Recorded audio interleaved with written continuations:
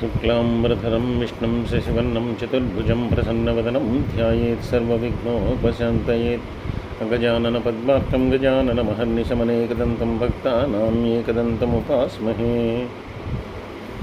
शान्ताकारं भुजगशयनं पद्मनाभं सुरेशं विश्वाकारं गगनसदृशं मेघवर्णं शुभाङ्गं लक्ष्मीकान्तं कमलनयनं योगिहृज्जानगम्यं वन्दे विष्णुं भवभयहरं सर्वलोकैकनाथम् सर्वमङ्गलमाङ्गल्ये शिवे सर्वार्थसाधिके शरण्ये त्र्यम्बके गौरीनारायणी नमोऽस्तुते। गुरुर्ब्रह्मा गुरुर्विष्णु गुरुर्देवो महेश्वरः गुरुर्साक्षात् परं ब्रह्म तस्मै శ్రీగురవే నమః।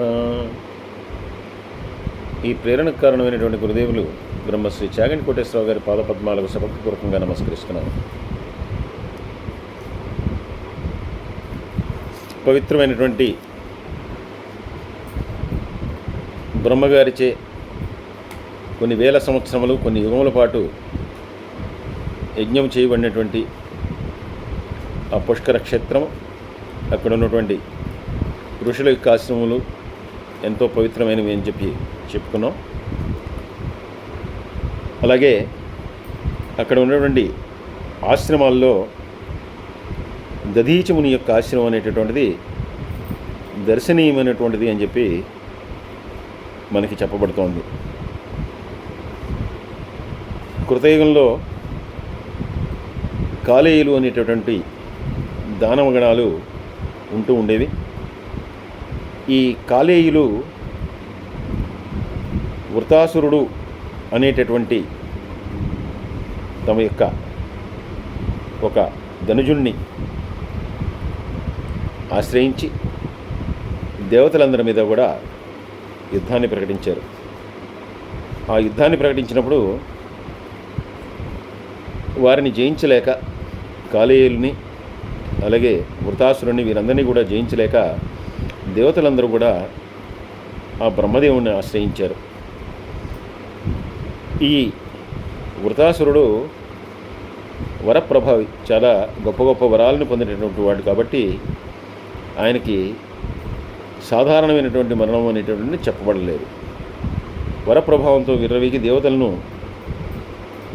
ఇబ్బంది పెడుతున్నటువంటి ఆ వృతాసురుడి యొక్క మరణ రహస్యాన్ని బ్రహ్మదేవుడు చెప్పాడు. అదేంటంటే, సత్యసంధుడు ఉదారుడు అయినటువంటి దధీచి మహర్షిని ఆశ్రయిస్తే గనక ఆ దధీచి మహర్షి వల్ల ఈ వృతాసురుడికి మరణం కలుగుతుంది.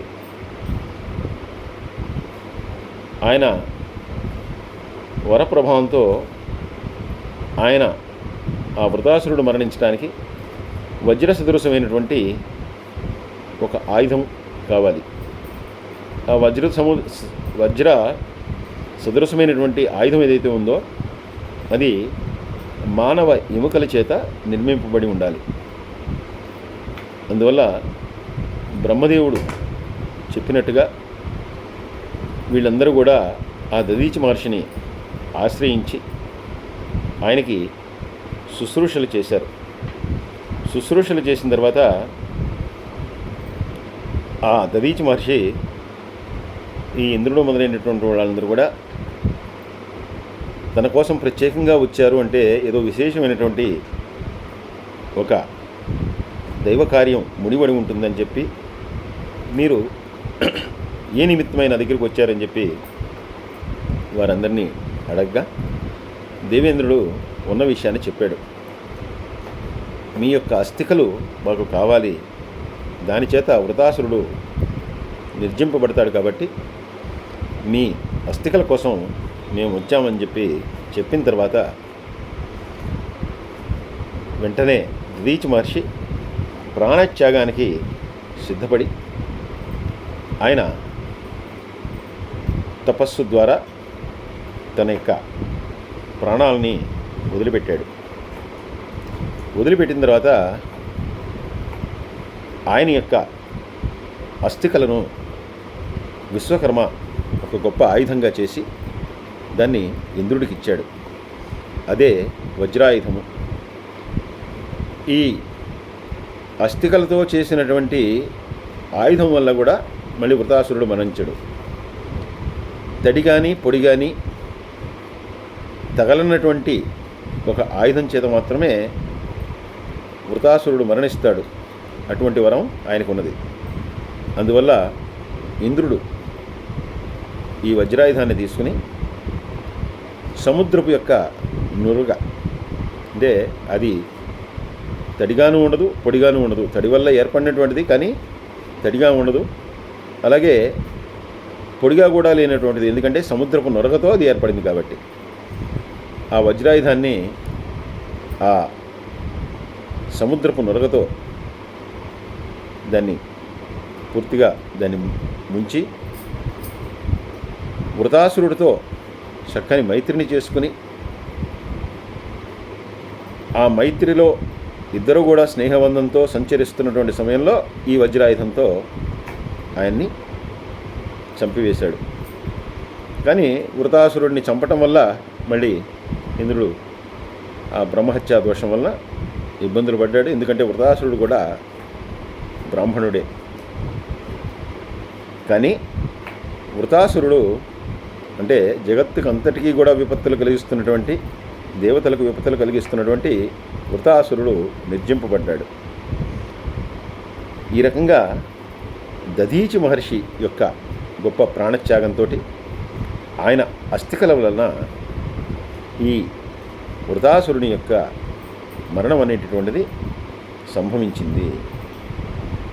అయితే వృతాసురుడు మరణించిన తర్వాత ఆ కాలేయులు మిగిలినటువంటి రాక్షసులందరూ కూడా వెంటనే సముద్ర గర్భంలోకి వెళ్ళిపోయారు. వాళ్ళు సముద్ర గర్భంలో ఉండి రాత్రిపూట అసురుల యొక్క బలం అనేటటువంటిది చాలా రెట్లు పెరిగిపోతుంది. అసురుల యొక్క బలం అనేటటువంటిది రాత్రిపూట ఎక్కువ అవడం వల్లే వాళ్ళకి నిశాచరులు అనేటటువంటి పేరు కూడా ఉంది. కాబట్టి వీళ్ళందరూ కూడా పొగటిపూట సముద్ర జలాల్లో దాక్కుని రాత్రిపూట ఋష్యాశ్రమాల మీద దాడి చేసి అక్కడ ఉన్నటువంటి ఋషుల్ని మునుల్ని వీళ్ళందరినీ కూడా చంపివేయటం మొదలుపెట్టారు. దాంతో ఈ ఋషుల యొక్క మునుల యొక్క స్వాధ్యాయం అలాగే వాళ్ళ యొక్క యాగములు ఇవన్నీ కూడా కుంటుపడ్డాయి. దాంతో గొప్ప గొప్ప ఋషులు మునులు వీళ్ళందరూ కూడా ఈ కాలేయుల యొక్క దాడిని తప్పించుకోవడానికి వాళ్ళందరూ కూడా చల్లా చెదరైపోయి వాళ్ళందరూ కూడా కొన్ని గుహలను ఆశ్రయించి ఆ గుహల్లో ఉండడం మొదలుపెట్టారు. ఋషుల్ని కొంతమందిని వీరు తినివేస్తే కొంతమంది ఈ కాలేయుల యొక్క భయంతో వారందరూ కూడా భయంతో ప్రాణాలను కూడా వదిలిపెట్టేశారు. ఈ రకంగా యజ్ఞోత్సవ క్రియ అంతా కూడా కుంటుపడిపోయింది. దాంతో జగత్తు అంతా కూడా ఒక దారుణమైనటువంటి దుస్థితికి లోనైంది. ఎందుకంటే యజ్ఞములు యాగములు ఎప్పుడైతే నిలిచిపోతాయో దేవతలకు హవిస్సులు ఉండవు. దానివలన మొత్తం కూడా దైవ కార్యములన్నీ కూడా కుంటుపడిపోతాయి. దాంతో ఇప్పుడు మళ్ళీ దీన్ని ఎలాగా అధిగమించాలి? ఎందుకంటే వాళ్ళందరూ కూడా పొగటిపూట సముద్ర గర్భంలో ఉంటున్నారు, రాత్రిపూట విజృంభిస్తున్నారు. అందుకని మళ్ళీ వీరందరూ కూడా సాక్షాత్తు శ్రీ మహావిష్ణువుని శరణు కోరారు. వీళ్ళు ఈ ధనుజులందరూ కూడా పొగటిపూట ఎవరికి కనపడరు, నిశాచరులుగా రాత్రిపూట విజృంభించి ఇలాంటి అకృత్యాలన్నీ చేస్తున్నారు. వీళ్ళని పట్టుకోవడం చాలా కష్టంగా ఉంది. కాబట్టి ఏదైనా ఉపాయం చేయండి అని చెప్పి చెప్పడంతో శ్రీ మహావిష్ణువు వారందరూ కూడా బయటపడాలి. ముందర బయటపడాలంటే సముద్రాన్ని ఇంకింపజేయండి అని చెప్పి ఆయన సలహా ఇచ్చాడు. వెంటనే వీళ్ళందరూ కూడా ఇప్పుడు సముద్రాన్ని ఇంకింపజేయటం, సృష్టింపజేయటం అనేటటువంటిది అసాధ్యమైనటువంటి పని. ఇప్పుడు ఆ పని ఎవరు చేస్తారు? అందుకోసం అని చెప్పి వారందరూ కూడా దీనికి తగినటువంటి వాడు అగస్త్య మహర్షి అని చెప్పి వాళ్ళందరూ కూడా నిర్ణయించుకుని బ్రహ్మగారిని తీసుకుని వాళ్ళందరూ కూడా అగస్త్య మహర్షి దగ్గరికి వెళ్ళారు. అగస్త్య మహర్షి ఎన్నోసార్లు దేవతలకు సహాయపడ్డాడు. పూర్వం నహుషుడు ఇంద్ర పదవిని పొంది లోకాలన్నింటినీ బాధించేటటువంటి పరిస్థితిలో కూడా అగస్త్య మహర్షే ఆ ఇంద్రుణ్ణి పదవీ భ్రష్టుణ్ణి చేశాడు. అది మరొక కథ, దాన్ని సందర్భం వచ్చినప్పుడు చెప్పుకుందాం.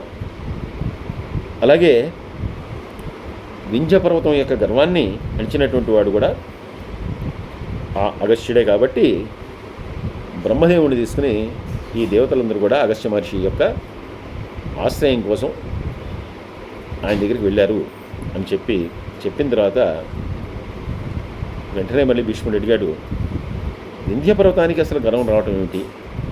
ఆ వింధ్య పర్వతాన్ని యొక్క గర్వాన్ని ఎలా అగస్త్య మహర్షి అణిచివేశాడు?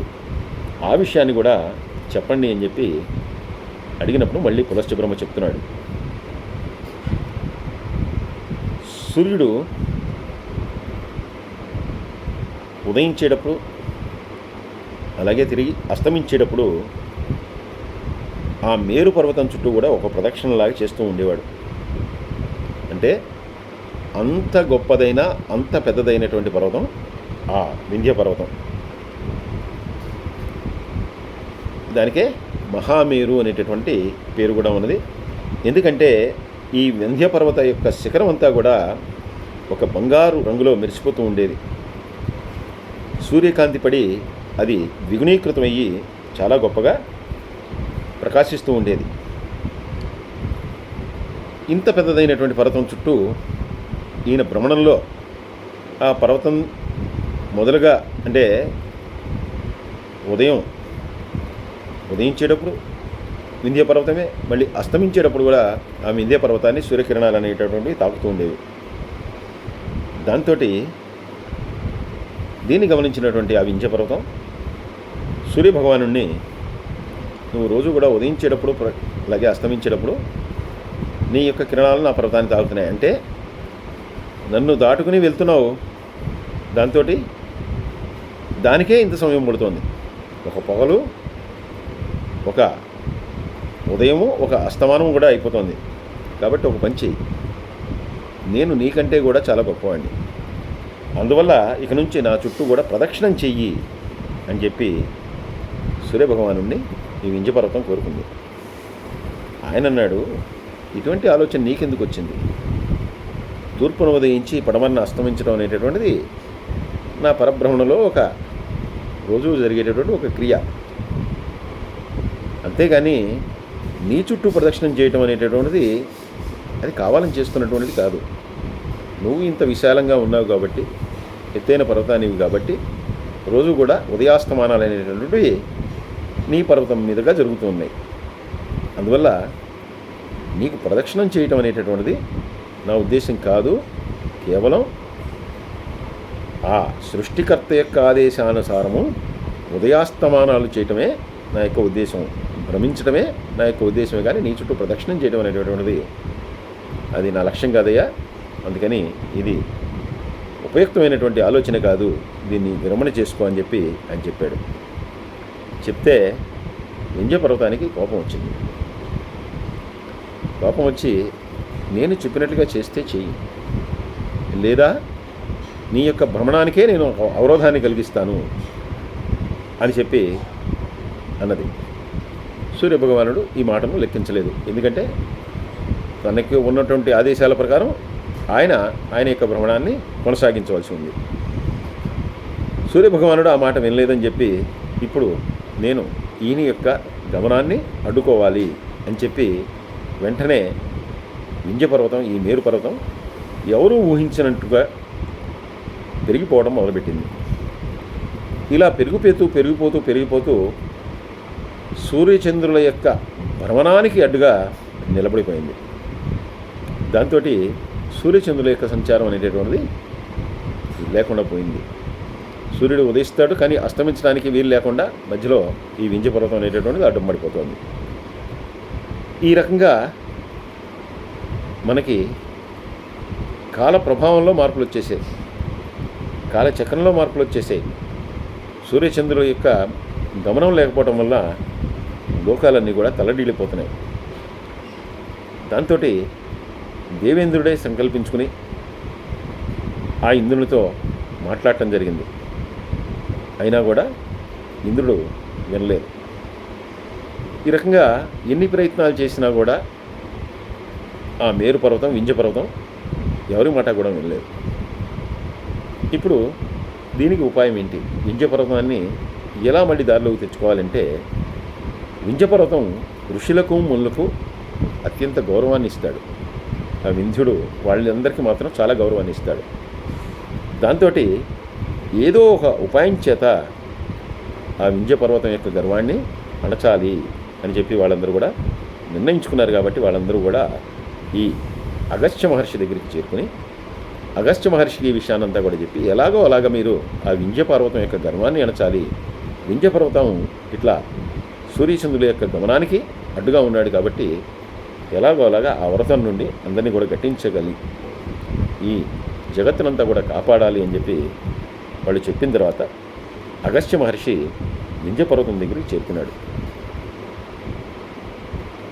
ఎప్పుడైతే అగస్త్య మహర్షి వచ్చాడని చెప్పి తెలుసుకున్నాడో వింధ్యుడు గౌరవంగా ఆయనకి అభివాదం చేశాడు.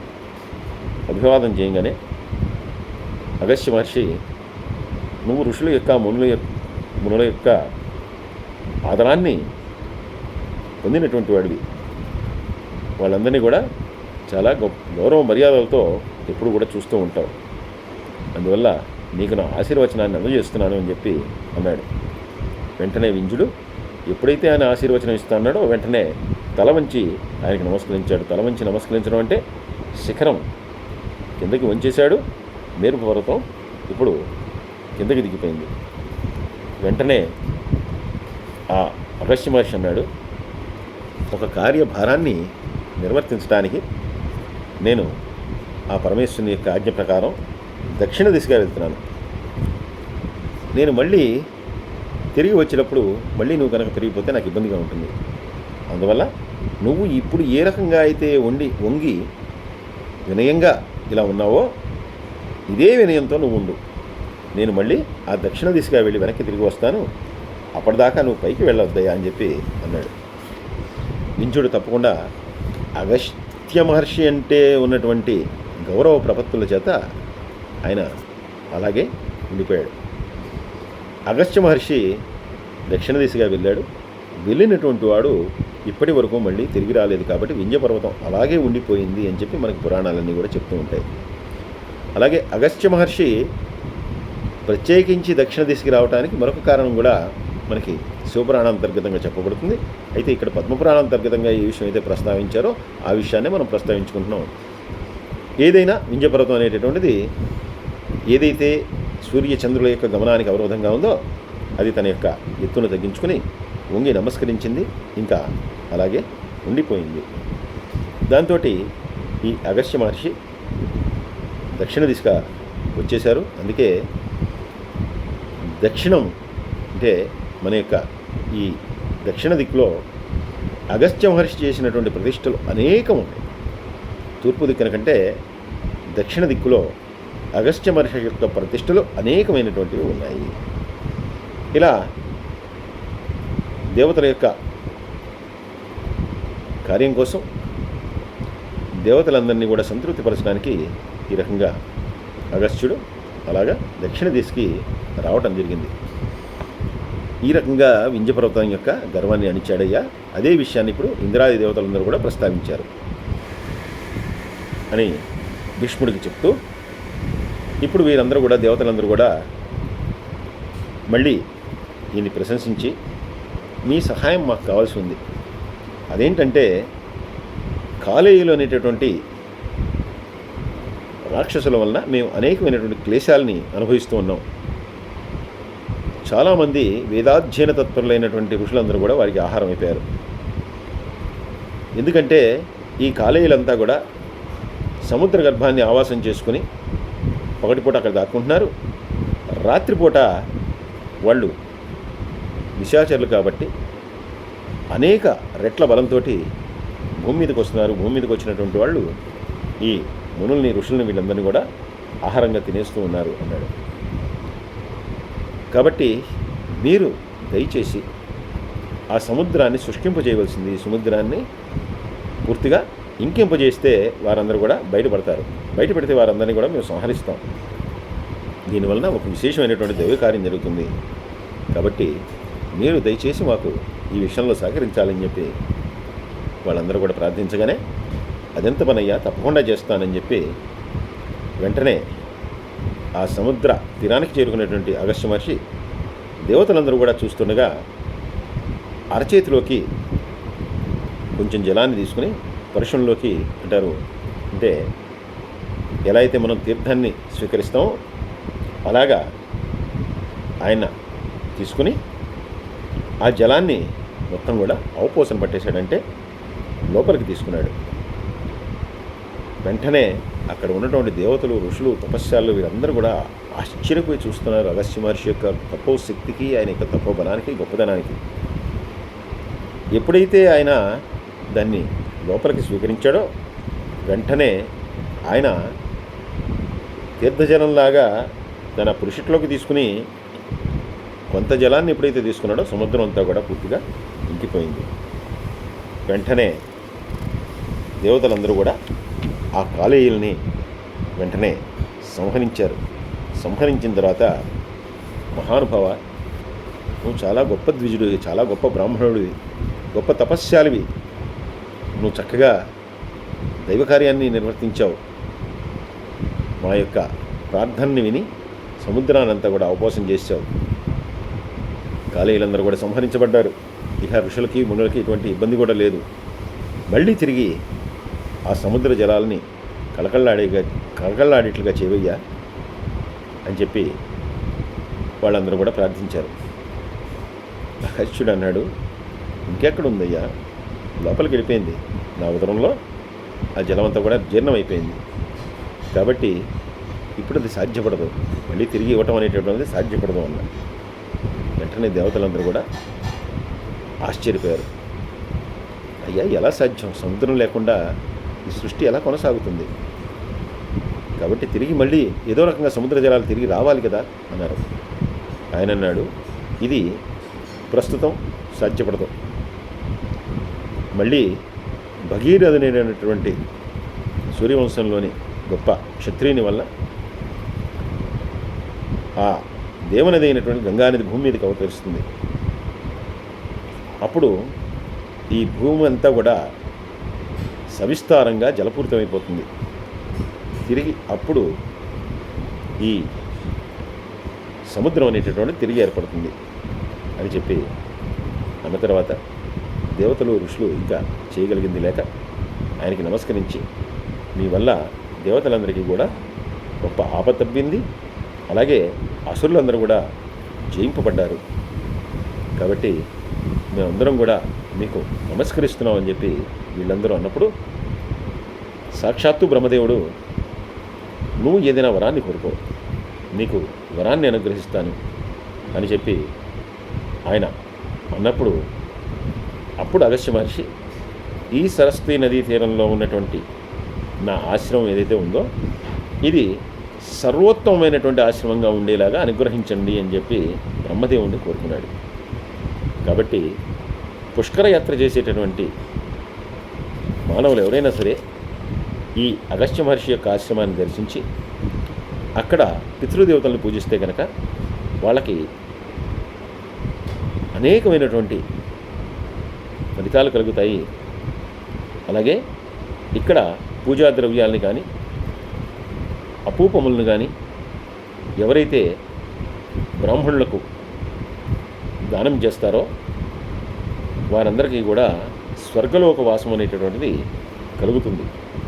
అలాగే ఈ తీర్థంలో, ఈ సరస్వతి తీర్థంలో స్నానం చేసినటువంటి వాళ్ళకి నీచమైనటువంటి జన్మలు కలగవు. వాళ్ళు సకల పాపముల నుండి కూడా ముక్తులైపోయి మోక్షాన్ని పొందుతారు. ఎందుకంటే ఎప్పుడైతే స్వర్గావాసం కలుగుతుంది అని చెప్పారో అప్పుడే వాళ్ళు ముక్తులైనట్టు. కానీ అంతకు మించి స్వర్గవాసము అనేటటువంటిది వారి యొక్క పుణ్యఫలాల మీద మాత్రమే ఆధారపడి ఉంటుంది. కానీ వారిని సమస్త పాపాల నుండి కూడా విముక్తుల్ని పొందించి ఇంకా వారికి మళ్ళీ జన్మ కలగకుండా చేయగలిగినటువంటి గొప్ప మహిమ కూడా ఈ అగస్త్య మహర్షి ఆశ్రమం ప్రాంతంలో ఉన్నటువంటి సరస్వతీ తీర్థానికి ఇచ్చారు. కాబట్టి ఈ పుష్కర ప్రాంతంలో ఉన్నటువంటి అగస్త్య మహర్షి ఆశ్రమం అనేటువంటిది అంత గొప్పది అని చెప్పి మనకి తెలియజేస్తూ ఉన్నారు. లోకా సమస్తా సుఖినో భవంతు, సర్వే జనా సుఖినో భవంతు. స్వస్తి.